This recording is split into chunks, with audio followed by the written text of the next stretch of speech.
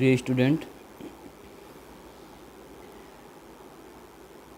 CTET 2024 ये CDP है। आपको आधे से अधिक नंबर का सीडीपी आएगा। कुल जितने भी क्वेश्चन हैं उनमें से आधे से अधिक। देखिए पहला नंबर क्वेश्चन पहला देखिए।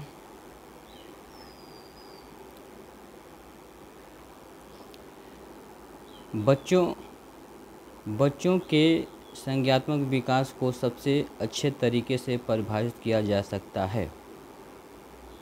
ऑप्शन 4 है गृह में, विद्यालय एवं कक्षा में, खेल के मैदान में, ऑडिटोरियम में। किसमें?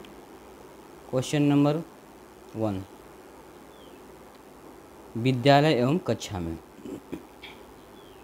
विद्यालय एवं कक्षा में ये सभी क्वेश्चन जो हैं हम लोग प्रीवियस पेपर के जो बाल शिक्षण विधियां हैं, ये सभी क्वेश्चन आए हुए हैं प्रीवियस पेपर में।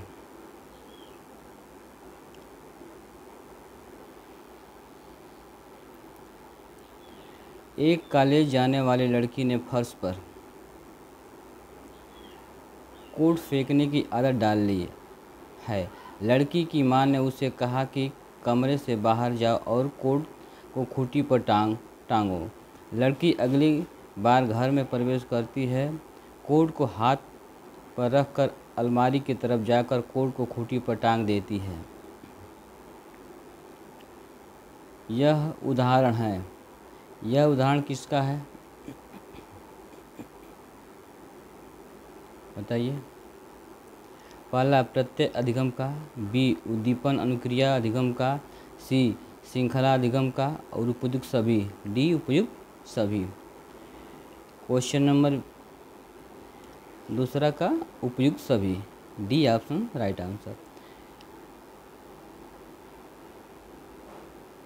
आप इसको कर लेते हैं तो आपको कोई नहीं रोक सकता, ठीक ना। आपका सीटेट क्लियर हो जाएगा।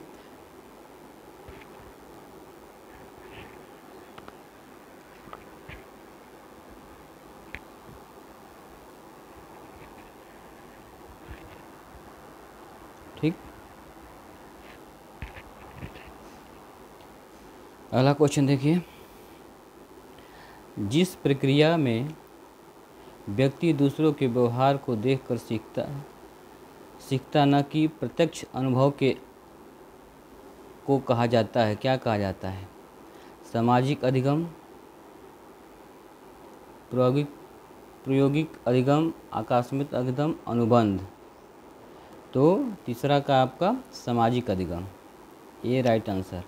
क्वेश्चन नंबर 4 5 वर्ष का राजू अपनी खिड़की के बाहर तूफान को देखता है। बिजली चमकती है और कड़कने की आवाज़ आती है। राजू शोर सुनकर उछलता है। बार बार यह घटना होती है। फिर कुछ देर शांति के पश्चात बिजली कड़कती है। राजू बिजली की गरज सुनकर उछलता है। राजू का उछलना सीखने के किस सिद्धांत का उदाहरण है?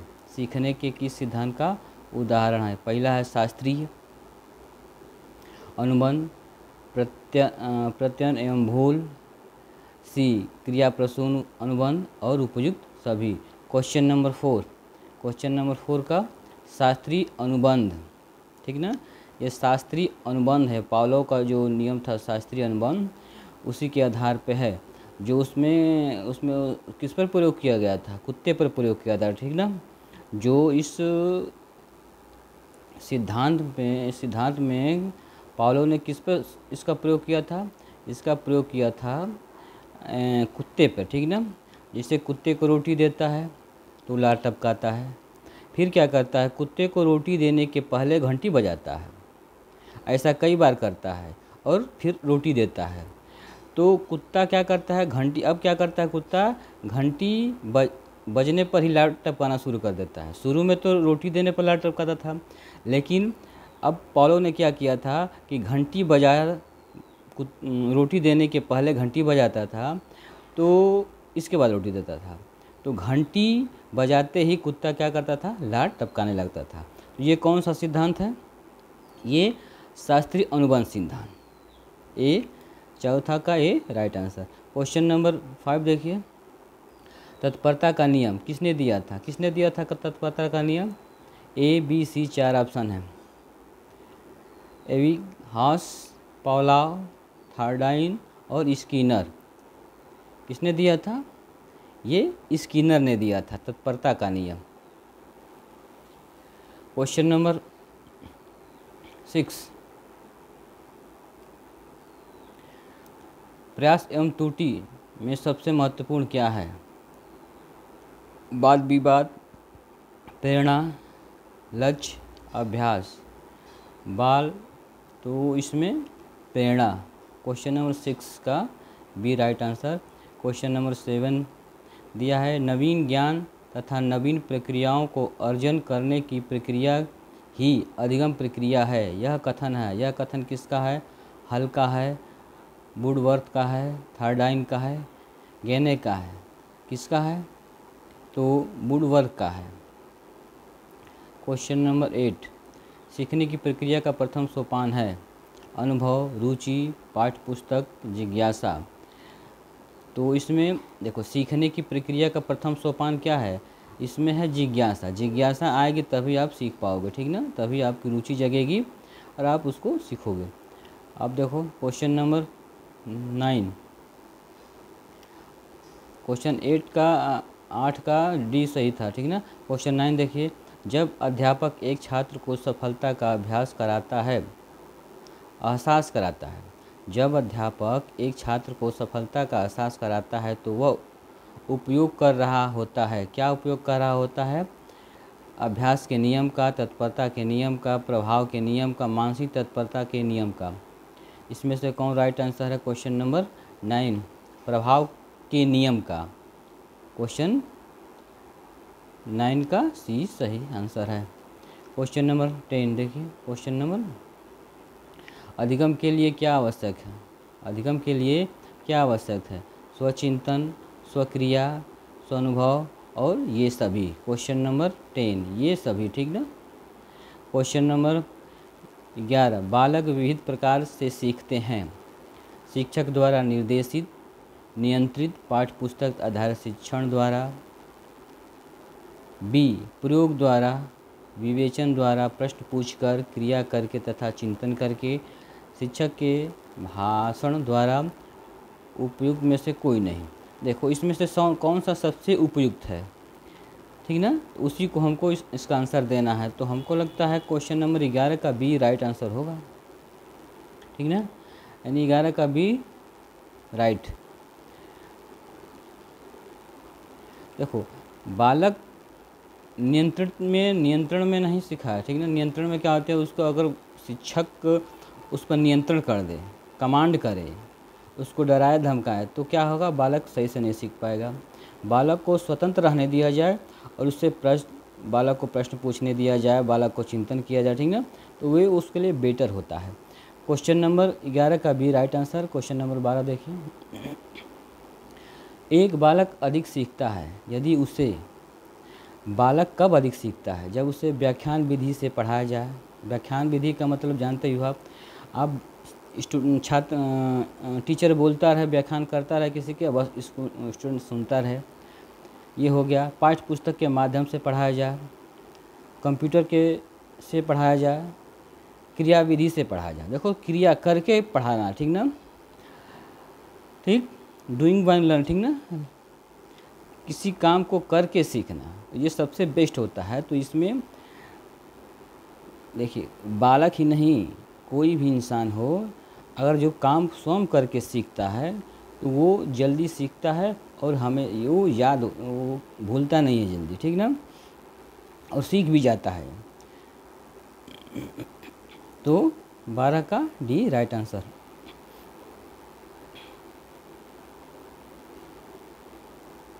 क्वेश्चन नंबर 13 देखिए, क्वेश्चन 13,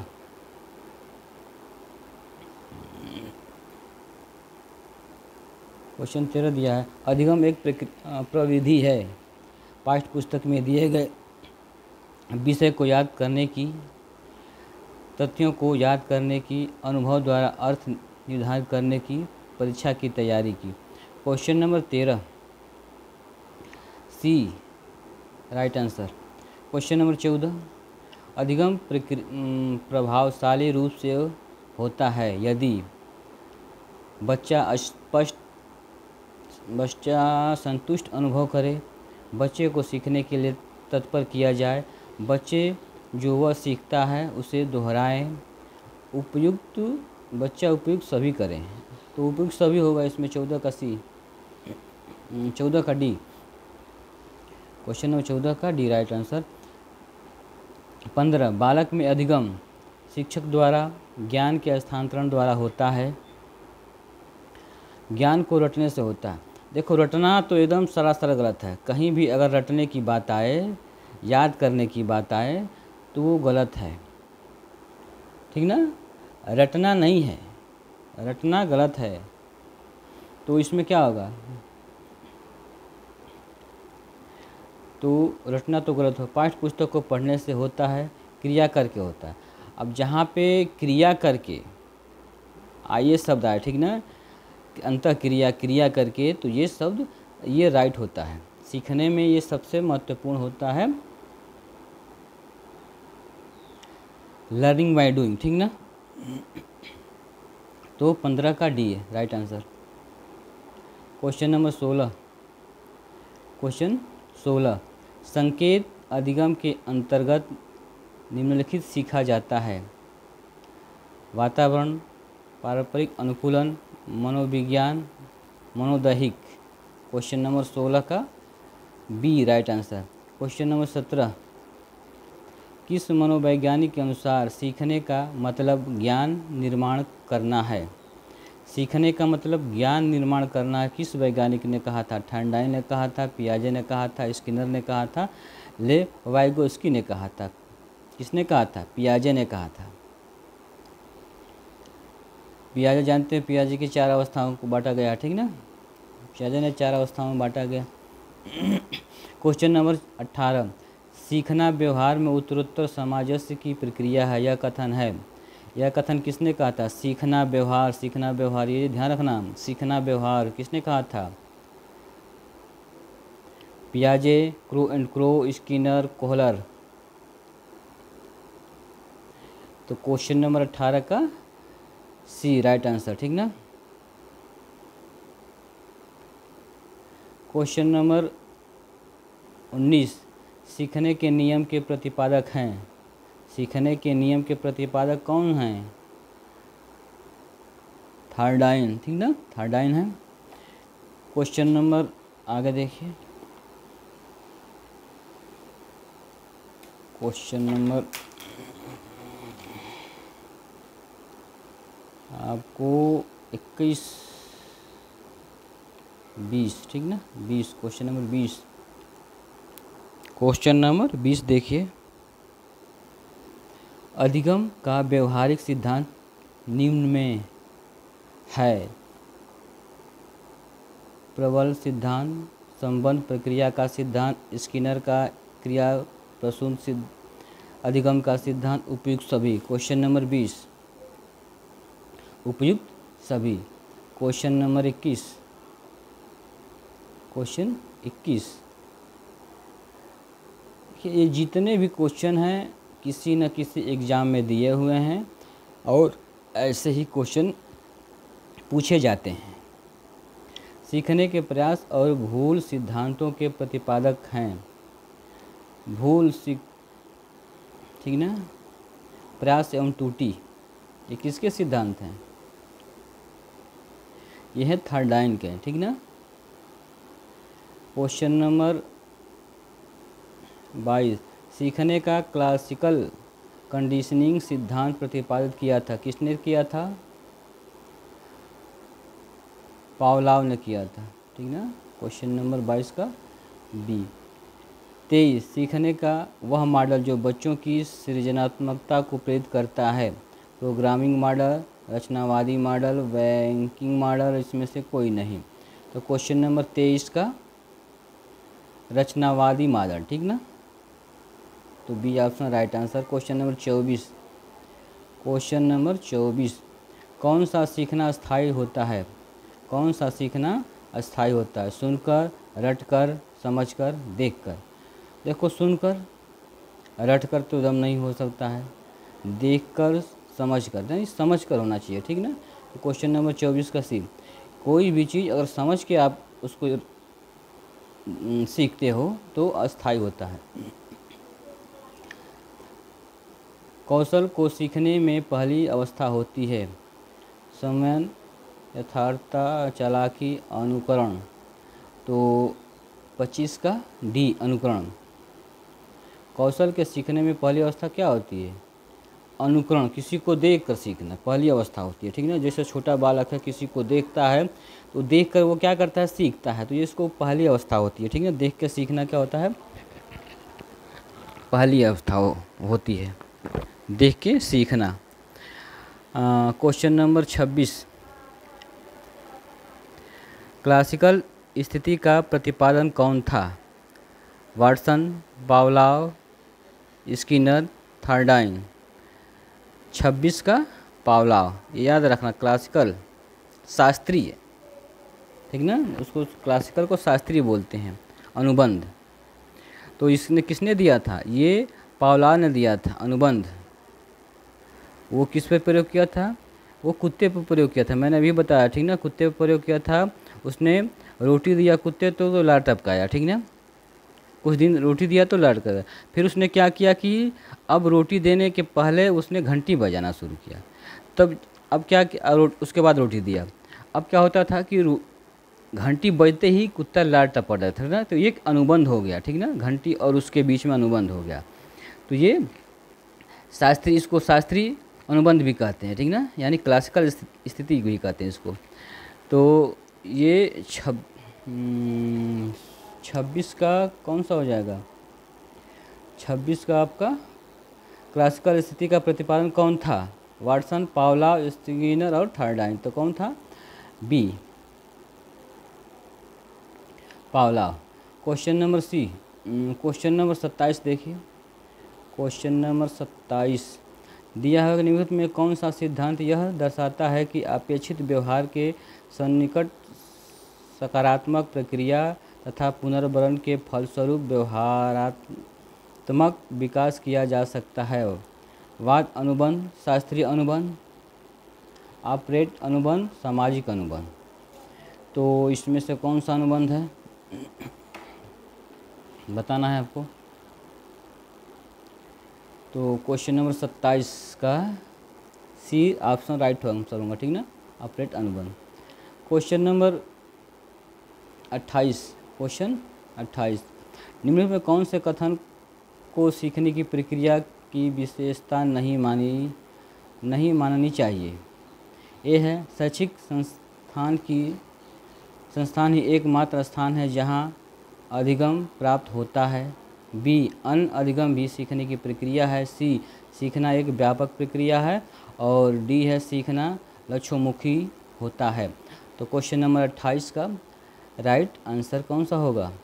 ए। क्वेश्चन नंबर 29, क्वेश्चन 29 देखिए। निम्नलिखित में से किस कथन को सीखने के लक्षण के रूप में नहीं माना जा सकता है? व्यवहार का अध्ययन सीखना कुछ ऐसी चीज़ है जो कुछ अनुभवों के परिणाम स्वरूप घटित होती है। और सी है अन्य अधिगम भी सीखने का एक हिस्सा है। और इसका डी है सीखना एक प्रक्रिया है जो व्यवहार में मध्यस्थता करती है। तो क्वेश्चन नंबर 29 का ए राइट आंसर। इसके बाद 30, क्वेश्चन नंबर 30 देखिए। दिया है सिद्धांत के रूप में रचनावाद क्या है? अनुकरण की भूमिका पर केंद्रित है। बी, सूचनाओं को याद करने और पुनः स्मरण द्वारा जांच करने पर बल देता है। और सी है शिक्षक की प्रभुत्वशाली भूमिका पर बल देता है। दुनिया के बारे में अपना दृष्टिकोण निर्मित करने में शिक्षार्थी की भूमिका पर बल देता है। तो इसमें से कौन होगा? क्वेश्चन नंबर यानी डी राइट आंसर होगा। क्वेश्चन नंबर 31 देखिए, बच्चों की सीखने की प्रक्रिया में माता पिता की भूमिका निभानी चाहिए। अग्रमुखी, नकारात्मक तो हो ही नहीं सकता, सहानुभूतिपूर्ण, तटस्थ का मतलब खड़े होकर देखते रहना, नकारात्मक मतलब ये हो नहीं सकता नकारात्मक। तो बचा दो, अग्रमुखी और सहानुभूतिपूर्ण, इन दोनों में से कौन सही है? तो क्वेश्चन नंबर इसमें से अग्रमुखी यानी ए राइट आंसर। क्वेश्चन नंबर 32, छोटे शिक्षार्थियों में निम्नलिखित में से कौन सा लक्षण पठन कठिनाई का नहीं है? शब्द और विचार को समझने में कठिनाई, पठन गति और प्रवाह में कठिनाई, सुसंगत वर्तनी में कठिनाई, वर्ण शब्द पहचानने में कठिनाई। तो कौन सा नहीं है? ऑप्शन ए राइट आंसर होगा इसका। क्वेश्चन नंबर 33 देखिए, क्वेश्चन नंबर 33। चलिए देखिए, अगर जो न समझ में आए, जिसका डाउट हो, तो उसको आप कमेंट में पूछ सकते हैं, ठीक। और चैनल को सब्सक्राइब, लाइक, कमेंट करिए। धन्यवाद।